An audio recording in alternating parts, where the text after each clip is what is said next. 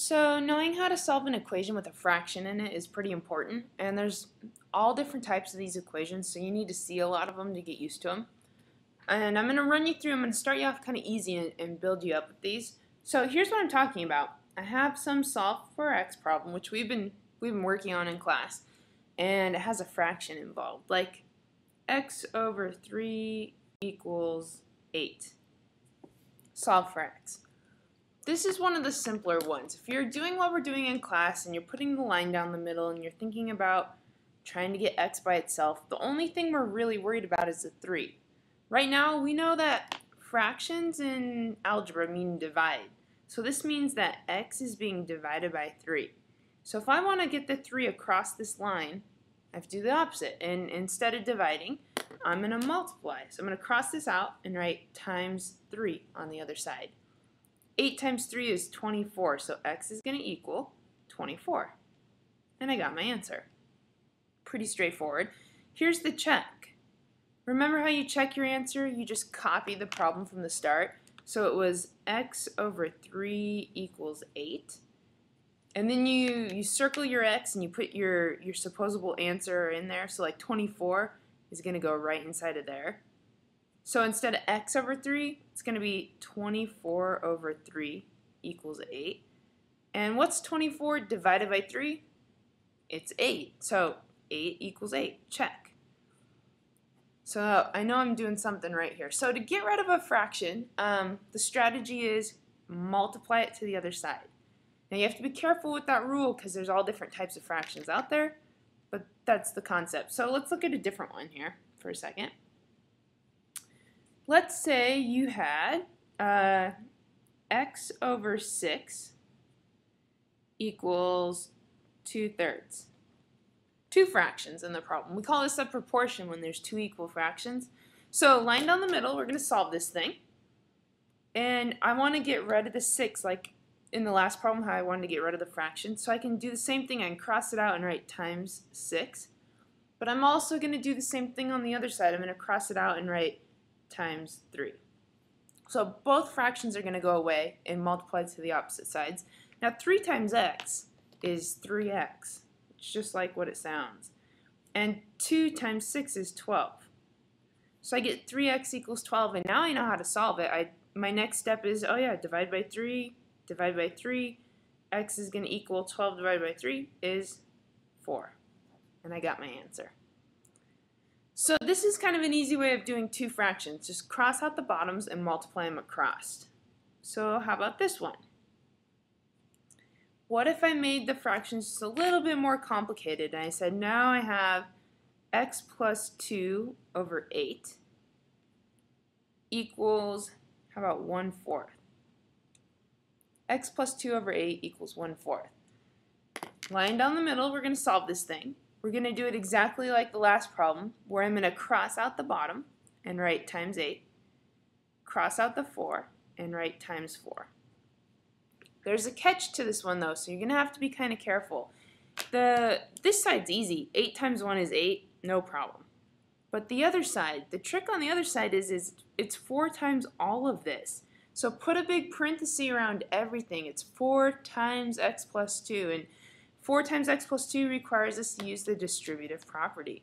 We're going to have to multiply 4 by x and 4 by 2. So 4 times x is 4x, plus 4 times 2 here is 8. So I have this. Now I can solve. So I'm going to flip this 8 over. I'm going to end up getting a negative 8 when it flips. And an 8 minus an 8 is 0. They wipe each other out. So I get 4x's is equal to 0. A lot of people think this means there's no solution, and that's not true. We're getting a normal answer. We're going to divide by 4, and 0 divided by anything is 0. So our answer is x is equal to 0. A normal answer of just 0 for this case. So be really careful when there's an adding, subtracting sign that you use this strategy, this distributive property. Let's look at another one. Let's keep looking at these. What if I give you this? Here's our next example. What if I said I had 7 over x equals 4 over, we'll say, 8. Something like that. A lot of people don't like these ones because x is in the bottom of the fraction, but that's not that big of a deal. All you're going to do is cross it out and write times x on the other side. Cross out the 8, write times 8 on the other side. We can still do this problem just like normal. You just got to be kind of careful. So 8 times 7 is 56, and 4 times x is 4x. Easy cheesy. We're going to divide by 4, cross these out. X is going to equal 56 divided by 4. So, well, how many 4's fit into 56? And the answer is 14. So x is equal to 14. And we're done. So it doesn't really matter that x is in the bottom of a fraction. Don't let that bother you. You can still do the same things. It's just like a number. So cross it out and multiply it over. Cross this one out and multiply it over. Here's where fraction problems get really fun. Our next example is something like this.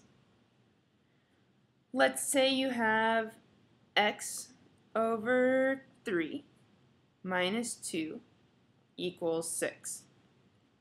Another fraction problem.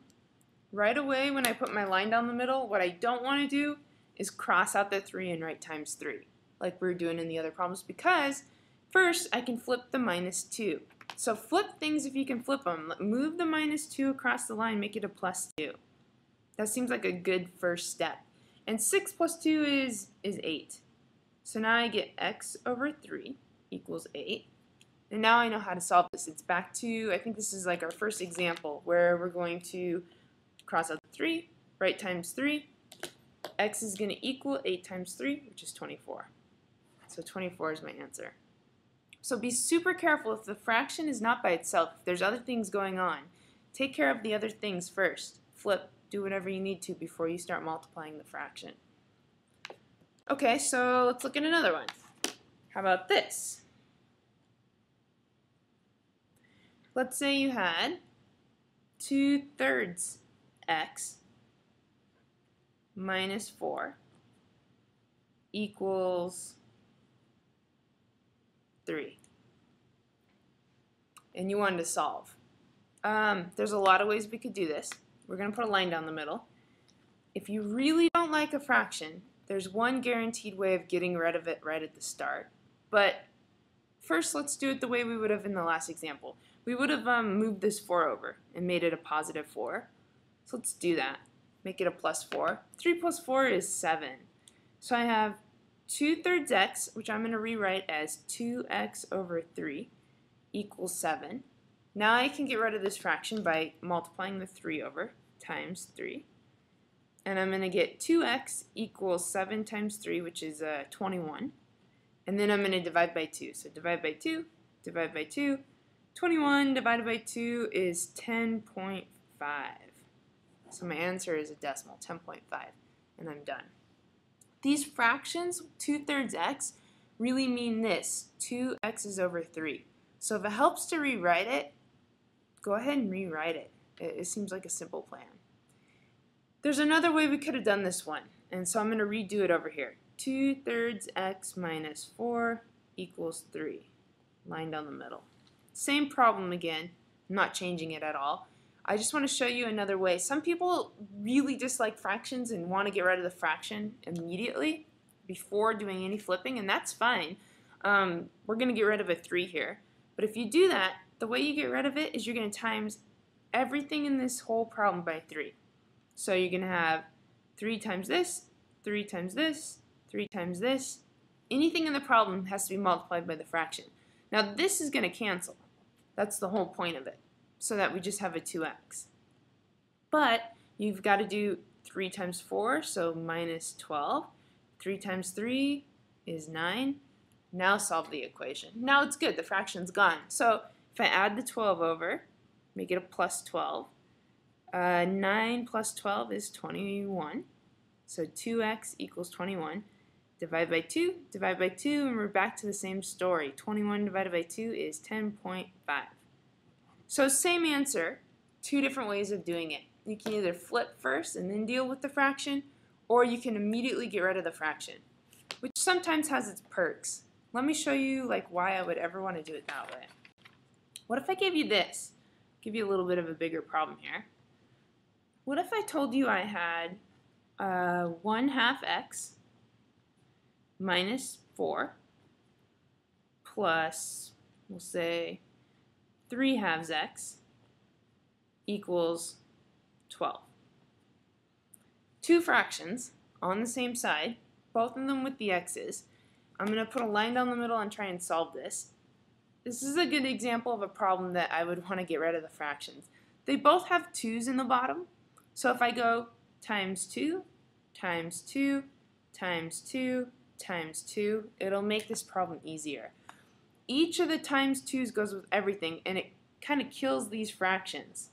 Gets rid of the two fractions. So instead of 1/2 x, I'm just going to have a 1x. Instead of 3/2 x, I'm just going to have a 3x. 2 times 4 is 8, so I'm going to have a minus 8. And 2 times 12 is 24, so I'm going to have a 24. So I'm going to get this. I'm going to get 1x minus 8 plus a 3x equals 24. Now solve. So let's see, flip the 8 over, make it a positive 8. Move it over to this side. 24 plus 8 is 32. So I have 1x plus 3x equals 32. 1x plus 3x is 4x's. So 4x equals 32. I'm going to divide by 4 on both sides. Divide by 4, divide by 4, and I'm going to get x equals 32 divided by 4, which is 8. So there's my final answer. So if you run into these problems with lots and lots of fractions and they have the same denominator, the same number on the bottom, multiply everything and get rid of it. Makes your life a little bit simpler. So we'll keep working on this in class, study these fraction problems, watch the video more than once if you need to just to get them down because they can be pretty tricky. Alright, hope that helps. See you in class.